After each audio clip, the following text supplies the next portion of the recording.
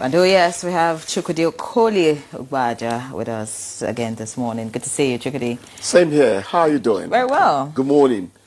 Claire? Yes. Morning. Good morning. You called my name much better today. Claire? Yes. Claire? Yes. You have to separate it clarity from... You have to separate it from Claire.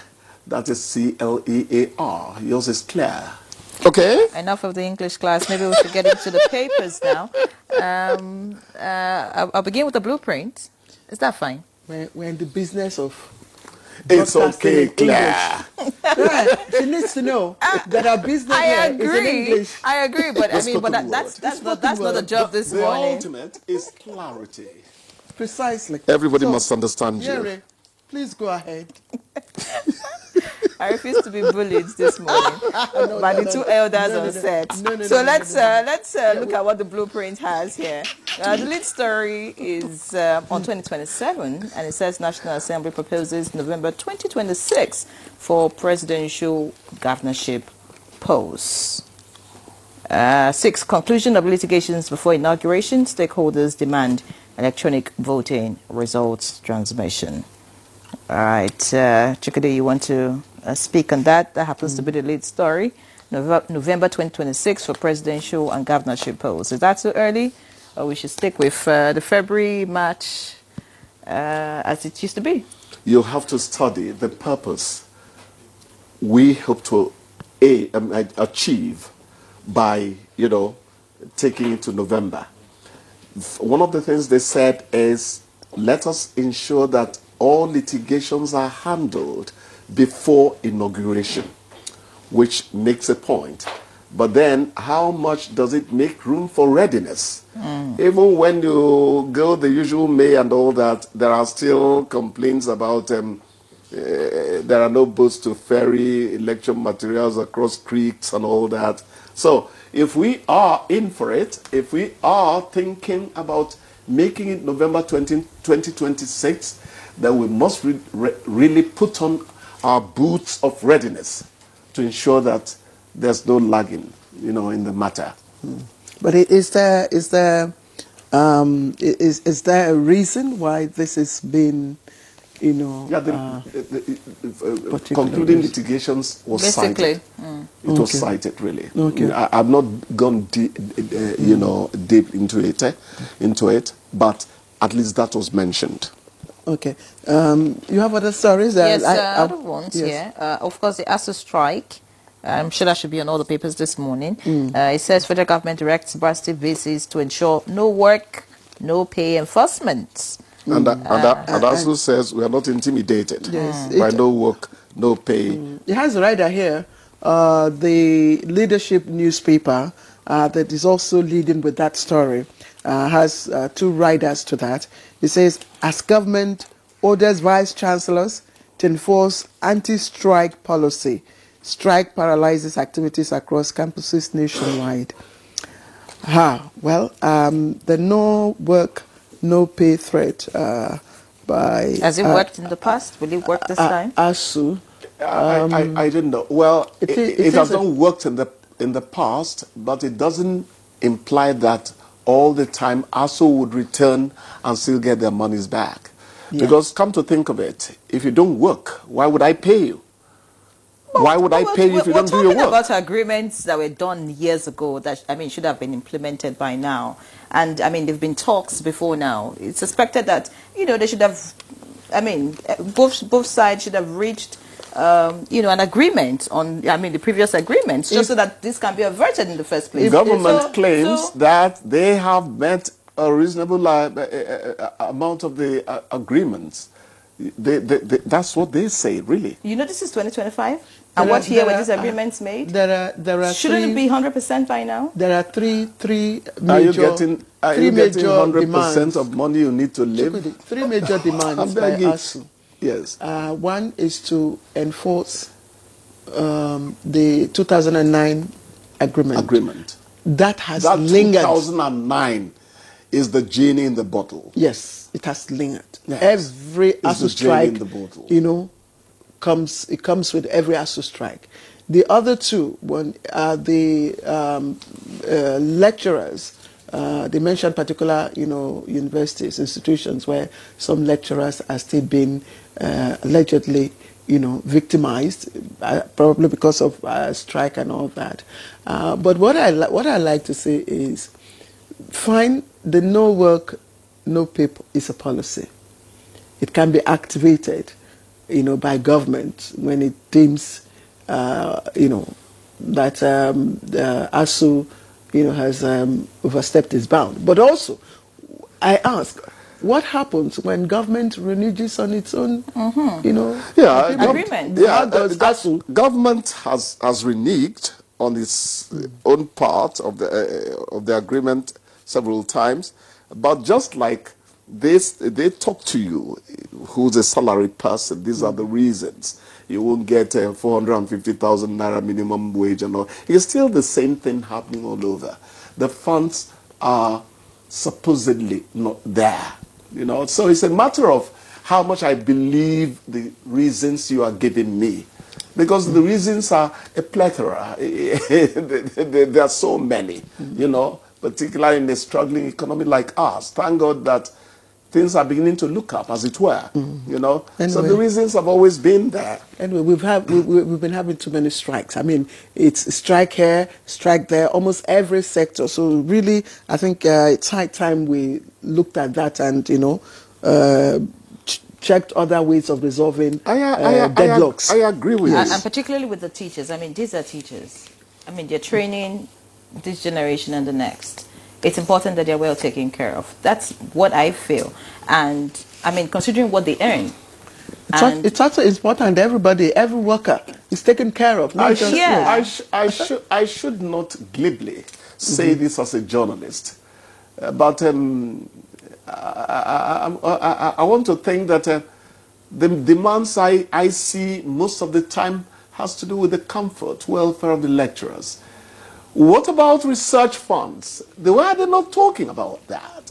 Things that would help them develop the communities they are in, develop the country as a whole, and not just their own welfare. Because that would be as valid as their own comfort. That's it. Well, a doctor that says, pay me well, but he doesn't have equipment to work with, is talking nonsense. By the way, I hear that TED Fund is doing well in that regard anyway. So TED Fund. Yeah. Oh, yeah. Yes. So, the percentage actually I think, but one thing that the union leaders say they are willing to, meet again, that they're willing to dialogue. So that's a caveat there for the government. By the way, welfare comes before research. If you're not well, you can't do research. I cringe from arguments with you because I never win any. Let's move on and look at other stories. Make peace with bandits. Again, Sheikh Gumi tells Tinubu. This morning when I was coming, I had little time to watch other international stations to see what's happening around the world. And I know you talked about it as soon as you came in. So I really want to say kudos, as you would say. Kudos. Yeah. That's English again. To Donald Trump. Yeah. For me, he's won my heart for what has happened. He's always won Gaza. your heart. No. To my chagrin. No. My chagrin. The almost 2,000 prisoners released, Palestinian prisoners released, and 20 hostages released. Living hostages released. Yes. That's remarkable. Hoping that the second round of peace talks ongoing now, in Egypt, would also materialize. I don't like pretending even on the air. I'm not one of Trump's fans, but whether you like it or not, this is a major achievement. Trust him. Some chest beating happened, Yes. But World War III has been practically averted. He has a way of calling attention to what I would also appeal to President Trump. From me, you have the Nobel Peace Prize, but please look also to Sudan. Yes. Look also to other countries, not just countries that you have trade relations or historical relations. Look at other countries that are also going through the same violence that are being under siege. Sudan, for instance, I mean, you know, is it they now have two Sudan? Yeah. South But Sudan no. Let's be fair to him. He started off with Armenia, Azerbaijan. He also did the warring factions of Congo, whatever. You know, Rwanda has a hand in it.